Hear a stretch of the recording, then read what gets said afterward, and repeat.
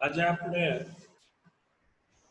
11 સાયન્સમાં biology subject એમાં આવતા ચેપ્ટર અને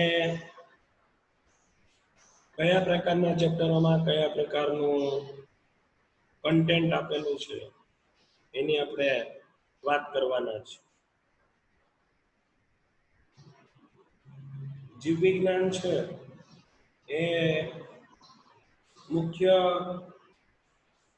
11 અને 12 ની અંદર થઈ અને જીવ વિજ્ઞાનની બધી બ્રાન્ચને છે એ આની અંદર આવરી લેવામાં આવી છે. તમે બાયોલોજી રાખો છો એટલે સૌથી પહેલા તો તમારે કઈ કઈ પ્રકારની પરીક્ષાઓ છે એ આપવાની રહેશે અથવા તો જરૂરી છે એની આપણે પહેલા ચર્ચા કરી લઈએ.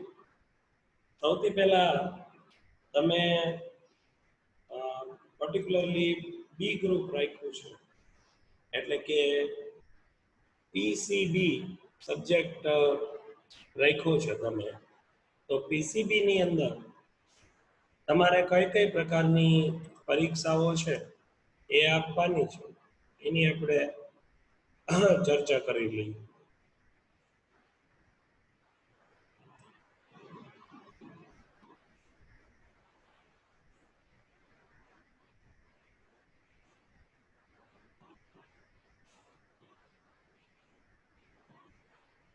મેઇન તો પીસીબી ની અંદર મુખ્ય 3 પરીક્ષાઓ તમારે આપવાની રહેશે. પહેલા આપણી પાસે આ બધો પ્લાન ક્લિયર હોય તો આગળ કામ કરતા આપણને આવે. બરાબર છે? તો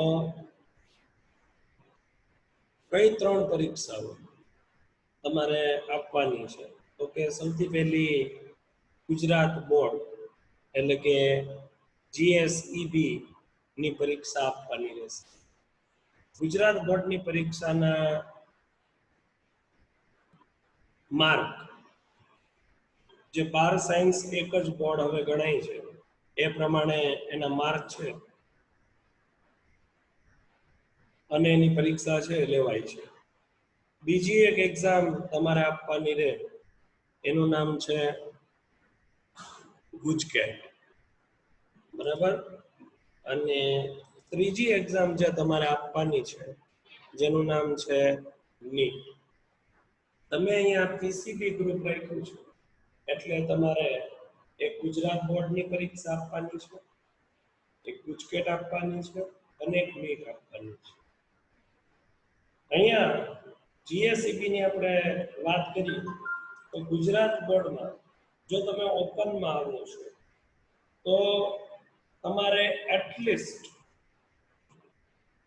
50% લાવવા પડે. 50% માર્ક.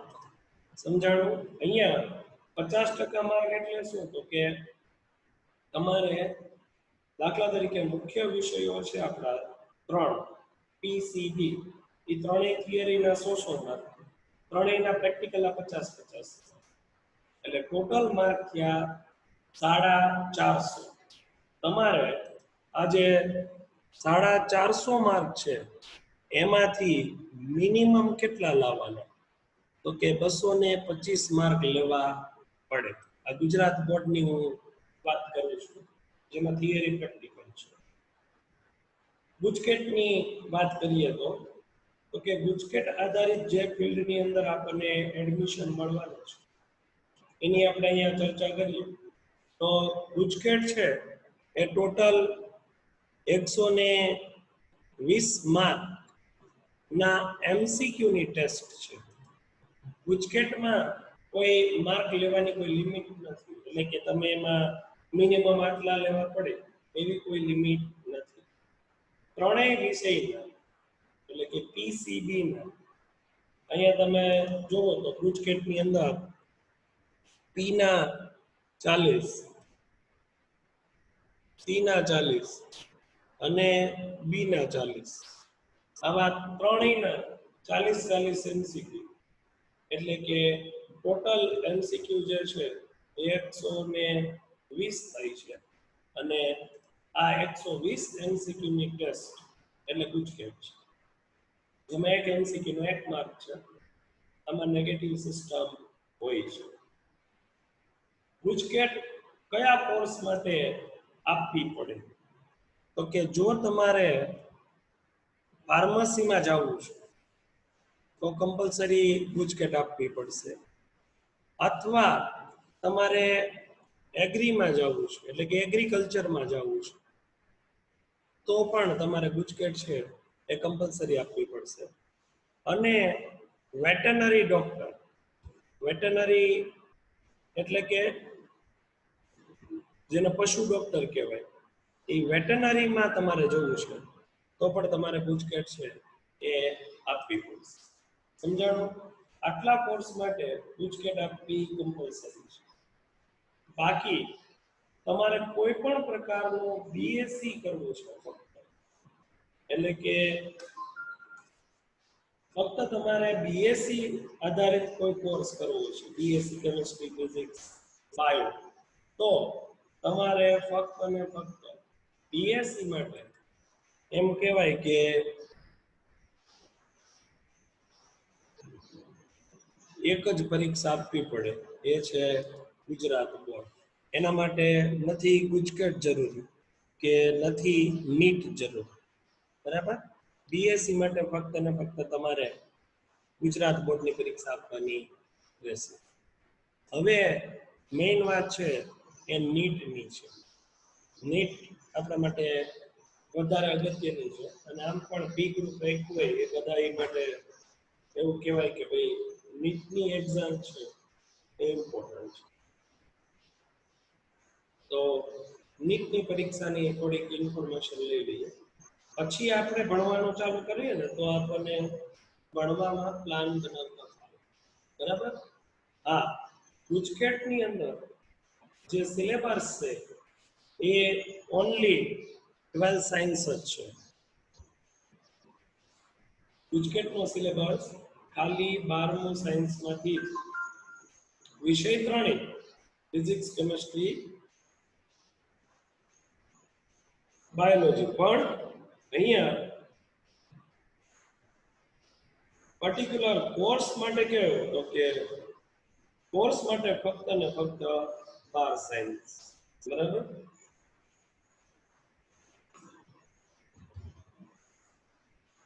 હવે આપણે નીટની ડિટેલ જોઈ લઈએ.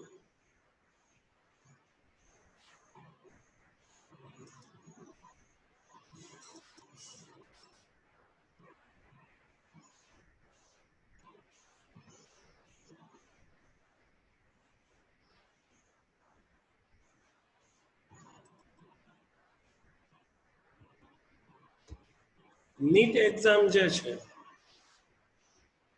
એ આપણા ટોટલ મેડિકલ અને પેરામેડિકલ માટે કમ્પલસરી છે. એટલે અહીં જોઈ લઈએ કે કયા કયા કોર્सेस માટે નીટ છે એ કમ્પલસરી છે. તો એના માટે આપણે આ લિસ્ટ બનાવી લઈએ. તો MBBS,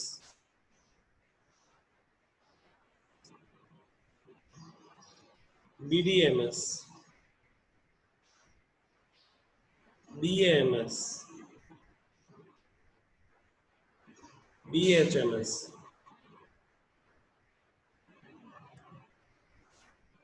આ 4 પ્રકારના મેઇન કોર્સીસ માટે નીટ કમ્પલસરી છે, બરાબર છે? એટલે કે શું તો કે MBBS એટલે આપણે જે રેગ્યુલર ડોક્ટર કહીએ, BDS એટલે ડેન્ટલ, BAMS એટલે આયુર્વેદિક ડોક્ટર, અને BHMS એટલે હોમિયોપેથી ડોક્ટર. આ 4 માટે નીટ છે એ ખૂબ કમ્પલસરી એક્ઝામ છે. નીટના સિલેબસની ચર્ચા કરી લઈએ. નીટનો સિલેબસ શું છે? તો કે નીટનો સિલેબસમાં છે 11 અને 12 સાયન્સ આખું ફૂલ કોર્સ. એનો અર્થ કે નીટની અંદર 11-12 સાયન્સ આખું પૂછાય છે. નીટ છે એ 12માના બોર્ડની પરીક્ષા પૂરી થયા પછી 1 મહિના પછી એટલે કે મે મહિનાની અંદર સામાન્ય રીતે લેવાય છે. મે મહિનાના પહેલા રવિવારે નીટની પરીક્ષા હોય છે. નોર્મલ શેડ્યુલ નીટનો આ પ્રકારનો છે. હવે અહીંયા નીટ છે એ ટોટલ કેટલા માર્કની છે? તો કે નીટની પરીક્ષા છે એ ટોટલ અહીંયા 720 માર્કની છે. બરાબર, નીટના ટોટલ માર્ક કેટલા છે? 720. અહીંયા જેટલા મેં કોર્સિસ લીધા એટલા પ્રકારના કોર્સિસ માટે નીટની પરીક્ષા આપવી એ ખૂબ જરૂરી છે. આમાં ઓપન, ઓબીસી, એસપીએસસી બધાના મેરિટ છે એ અલગ અલગ બનતા હોય છે. 720 માર્ક છે, પણ આમાં એમસીક્યુ કેટલા પૂછાય છે? તો કે 720 માંથી એમસીક્યુ તો 180 છે. બરાબર, એનો અર્થ કે દરેક એમસીક્યુ એ 4 માર્કની વેલ્યુ છે. દરેક એમસીક્યુ ના માર્ક કેટલા છે? 4. ટોટલ એમસીક્યુ કેટલા પૂછાય? 180. તો એમાં ડિવાઈડ છે 180 માં. તો કે 90 એમસીક્યુ બાયોલોજી, 45 એમસીક્યુ ફિઝિક્સ અને 45 એમસીક્યુ કેમિસ્ટ્રી. અહીંયા 50% વેઇટેજ બાયોલોજી છે. ટોટલ 180 એમસીક્યુ છે, એમાંથી 90 એમસીક્યુ બાયોલોજીના પૂછાય છે. દરેક એમસીક્યુ ના 4 માર્ક, એટલે 90, 45, 45 આવો શેડ્યુલ બને છે. બરાબર, હવે અહીંયા એનાથી આગળ વાત કરીએ તો આમાં નીટની અંદર 0.25 નેગેટિવ માર્ક સિસ્ટમ છે. એટલે શું? તો કે તમે ખોટો જવાબ ટીક કરો છો તો તમારા 0.25 માર્ક જાય. દાખલા તરીકે એમસીક્યુ નો 1 માર્ક હોય, એમાંથી 0.25 માર્ક જાય. તો એમસીક્યુ ના 4 માર્ક છે, તો 0.25 ના હિસાબથી તો કે તમે એક ખોટો એમસીક્યુ ટીક કરો છો, અટેન્ડ કરો છો.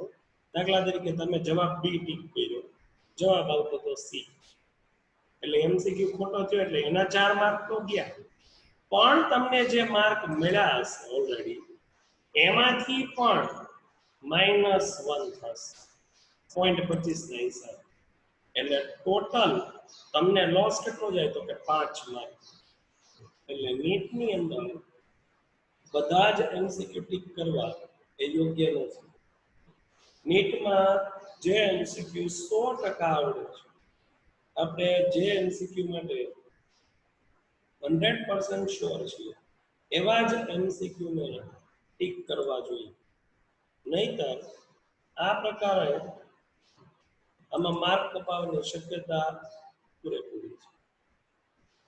ક્લિયર? અહીંયા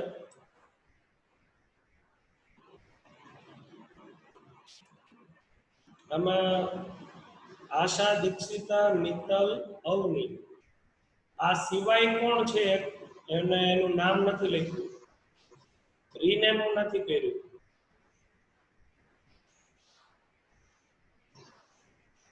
હું એને અનમ્યુટ કરું છું.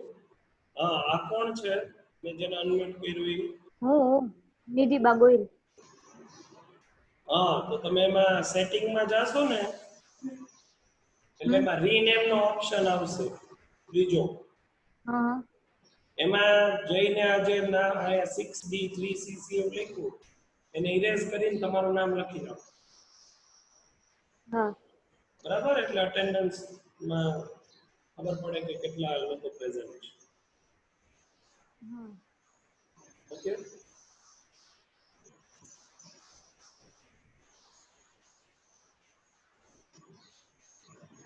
તો આ વાત થઈ નીટની. તો આપણે મેઇન નીટના સિલેબસ ઉપર જો ધ્યાન આપવું તો આમાં પણ ગુજરાત બોર્ડમાં મિનિમમ 50% લેવા પડે. પછી 50% થી 94%માં કેટલા છે એ મેટર નથી કરતું. પછી એડમિશન છે એ નીટના માર્ક ઉપર થાય છે. એટલે કે નીટના માર્ક આધારિત છે એ મેરિટ લિસ્ટ તૈયાર થાય છે અને એના આધારે આપણે એડમિશન કરવાનું રહેતું હોય છે. બરાબર?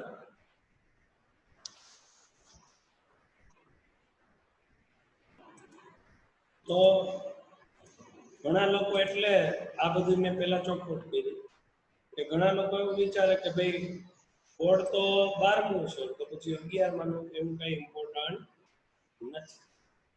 પણ વાસ્તવિક રીતે 11મું પણ એટલું જ ઇમ્પોર્ટન્ટ છે.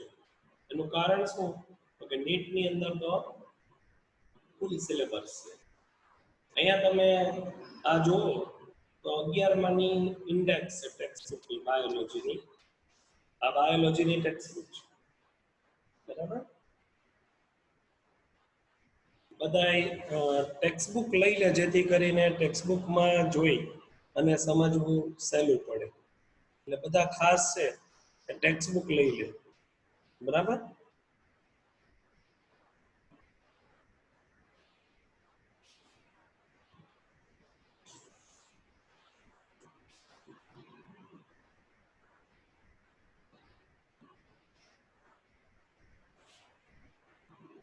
11 સાયન્સમાં ટોટલ આપણી પાસે બાયોલોજીમાં ચેપ્ટરની સંખ્યા જોઈએ આપણે તો 22 ચેપ્ટર છે. આપણે 22 ચેપ્ટર 11 સાયન્સની અંદર કમ્પ્લીટ કરવાના છે અને એને અલગ અલગ 5 યુનિટની અંદર વહેંચેલા છે. 22 ચેપ્ટર. તો 11માનો બાયોલોજીનો ઓવરવ્યુ હવે તમને આપી દઉં કે આપણે બાયોલોજીની અંદર કયા કયા ચેપ્ટરો છે તે આપણે ભણવાના છે. 5 યુનિટ છે. એમાં જે પહેલું યુનિટ છે એનું નામ છે સજીવ વિશ્વમાં વિવિધતા. બરાબર? એનો અર્થ જ એવો થાય કે અહીંયા સજીવોની વ્યાખ્યાથી લઈ અને સજીવો કયા છે ને કેવા પ્રકારના છે એની બધી ડિટેલ આ 4 ચેપ્ટર દ્વારા આપણને આપવામાં આવશે. જેમાં સજીવ વિશ્વમાં સજીવની વ્યાખ્યાની વાત થશે. બીજા ચેપ્ટરમાં એ સજીવોનું વર્ગીકરણ કેમ કરવું એની વાત આવશે. ત્રીજા ચેપ્ટરમાં વનસ્પતિની વેરાયટી વિશેની વાત છે. ચોથા ચેપ્ટરમાં પ્રાણી સૃષ્ટિની વાત આવે છે. પ્રાણીઓની કેટલા વર્ગ છે અને કેવા પ્રકારના છે. એટલે આ બધી વાત યુનિટ નંબર 1 ની અંદર આપણે ભણવાના છે. યુનિટ નંબર 2 વનસ્પતિ અને પ્રાણીનું રચનાકીય આયોજન ભણવાનું. એટલે દેખીતી રીતે કેવા છે તો ખરું જ, પણ આંતરિક રીતે એટલે કે શરીરની રચનાની અંદર કેવી રચનાઓ બનેલી છે. દાખલા તરીકે વનસ્પતિ છે તો એની બહારથી તો આપણને દેખાય કે એના પર્ણ છે, ફળ છે, ડાળી છે, પણ આંતરિક રીતે આ રચનાઓ કેવું કામ કરે છે એ વાતનો પણ અભ્યાસ આમાં કરવાનો છે. 5મું અને 6મું ચેપ્ટર છે વનસ્પતિની બાહ્ય રચના અને આંતરિક રચનાની વાત આવે છે. જે 7મું ચેપ્ટર છે એમાં પ્રાણીઓની આંતરિક રચના અને બાહ્ય રચના બંનેનો અભ્યાસ છે. એમાં અહીંયા 3 પ્રાણી પસંદ કરી અને એના વિશે આપણને ડિટેલમાં ભણવાનું આવે છે. આપણે ચેપ્ટર નંબર 7માં પ્રાણી પેશી ભણશું. પ્રાણી તરીકે આપણે અળસિયું, વંદો અને ડેટુ આ 3 પ્રાણીનો અભ્યાસ આપણે ચેપ્ટર નંબર 7ની અંદર કરશું. બરાબર છે? Chapter number unit number 3. આ યુનિટ આમ તો પહેલું હોવું જોઈએ પણ અહીંયા ત્રીજા યુનિટમાં વાત આવી છે. કોષ રચના અને તેના કાર્ય એવી વાત છે. અહીંયા કોઈ પણ સજીવ છે એનો પાયાનો એકમ કોષ છે એ આપણે બધા જાણીએ છીએ. તો કોષ કયા કયા પ્રકારના છે અને કેવી રચના વાળા છે. બીજી વાત કે 10મું જે ચેપ્ટર છે એની સાથે કનેક્ટ છે કે આ કોષ વિભાજન કેવી રીતે થાય છે. કોષ વિભાજનના કયા કયા પ્રકારો છે એ આપણને જોવા મળે છે એની વાત અહીંયા કરવાની છે. અને 9મું ચેપ્ટર છે એ આપણા કોષની અંદર જે જૈવિક અણુઓ રહેલા છે તેના નામ આપણે બધા સાંભળેલા છે, જેમ કે પ્રોટીન, લિપિડ, કાર્બોદિત પદાર્થ, ડીએનએ, આરએનએ, આ બધા જૈવિક અણુઓના સ્ટ્રક્ચર, રાસાયણિક રીતેની રચના કેવી છે એનો અભ્યાસ આપણે એકમ નંબર 3 ની અંદર બરાબર.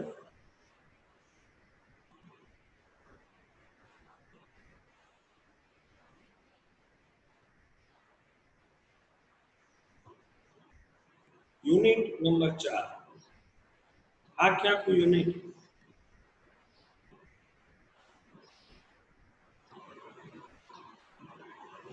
વનસ્પતિની દેહધાર્મિક ક્રિયાવિધિ ઉપર છે.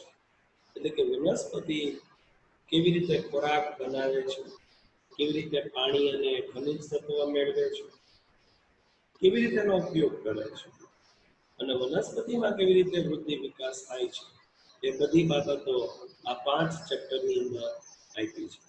એમાં વનસ્પતિનું વહનથી લઈ અને વનસ્પતિની વૃદ્ધિ સુધીની તમામ બાબતોને કવર કરવામાં આવી છે.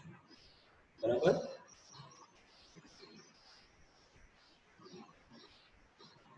યુનિટ નંબર 5 આ જે 7 ચેપ્ટરો છે એ 7 ચેપ્ટર એ માનવ દેહ ધર્મ વિદ્યાનું છે. જેમાં હમણાં આપણે વનસ્પતિ દેહ ધર્મ વિદ્યાની વાત કરી એમ માનવ દેહ ધર્મ વિદ્યાનું છે. એટલે શું તો કે માણસ કેવી રીતે પોતાના અંગરચનાનો ઉપયોગ કરે છે અથવા તો માણસમાં કયા કયા પ્રકારના તંત્રો છે અને કેવી રીતે કામ કરે છે. આમાંના 2 તંત્રો બાકી રહી જાય છે એ પાછા 12 સાયન્સમાં આવે છે, પણ લગભગ બાકીના બધા તંત્ર 11 સાયન્સમાં કવર કર્યા છે. જેમાં પાચન તંત્ર ઉપર એક આખું ચેપ્ટર છે.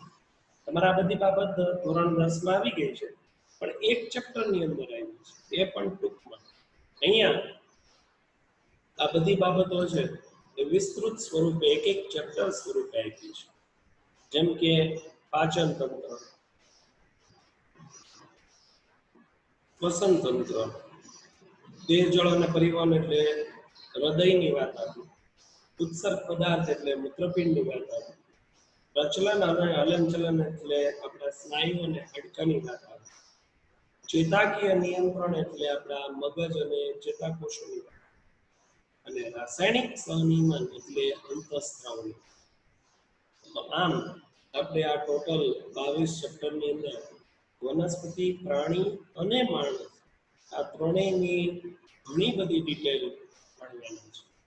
આગળ જતા ખૂબ જ ઉપયોગી બને એટલે આ બધું જ ભણવું ખૂબ જરૂરી છે. તો આપણે નેક્સ્ટ બાયોલોજીનો જ્યારે લેક્ચર હશે ત્યારે આપણે મુખ્ય ચેપ્ટર જે બાયોલોજીનું કહેવાય એવા ચેપ્ટરથી આપણે બાયોલોજીની શરૂઆત કરીશું. જે બાયોલોજીનો પાયો કહેવાય. કોઈ પણ સજીવ છે એ કોષનો બનેલો છે, એટલે આપણે હવે બાયોલોજીનો જ્યારે પણ લેક્ચર હશે ત્યારે આપણે ચેપ્ટર નંબર 8 કોષ એ જીવનનો એકમ છે એ ચેપ્ટરથી આપણે શરૂઆત કરીશું. બરાબર. આજના દિવસે આટલું રાખીએ. ફરી પાછો લેક્ચર હશે ત્યારે હવે આપણે રેગ્યુલર ચેપ્ટર છે એ ચાલુ કરવાના છે. ચેપ્ટર નંબર 8 કોષ એ જીવનનો એકમ છે. ત્યાં સુધીમાં બધા ટેક્સ્ટબુક લઈ લે ખાસ, જેથી કરીને તમને સમજવામાં ચલો.